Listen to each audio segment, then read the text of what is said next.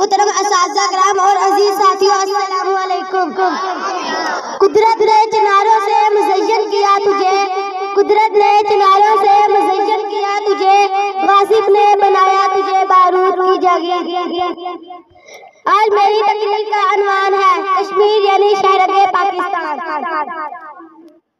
جناب صدر، فردوس بھری کشمیر کی گل پوش وادیاں، روئی کے گالوں سے ڈھکی چٹانیں، ہنستے مسکراتے لہلہاتے مرغزار، سر اور مہکتے چمکتے دمکتے سبزہ زار، اور ساز بجاتی اور گیت گاتی ندیاں، اور سرسبز زمین خون سے تر بتر، جہاں موت ناچ رہی ہے، جہاں ہر طرف آگ ہی آگ ہے اور ظلم کے بادل چھائے ہوئے ہیں۔ کشمیر تیرا حسن ہوا درد کی تصویر، کشمیر تیرا حسن ہوا درد کی تصویر، آنسو ہے تیری آنکھ میں، پیروں میں ہے زنجیر۔ دیکھا ہے زمانے نے تیرے ضبط کا عالم، دیکھا ہے زمانے نے تیرے ضبط کا عالم، پیوست تیرے جسم میں ہے زہر بجھے تیر۔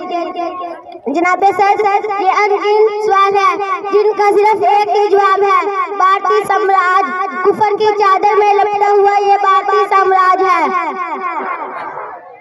جس نے وادی رنگ کو لہو کے رنگ میں بدل دیا، مظلوم انسانوں کے قہقہوں کو اذیت میں کراہوں میں تبدیل کر دیا۔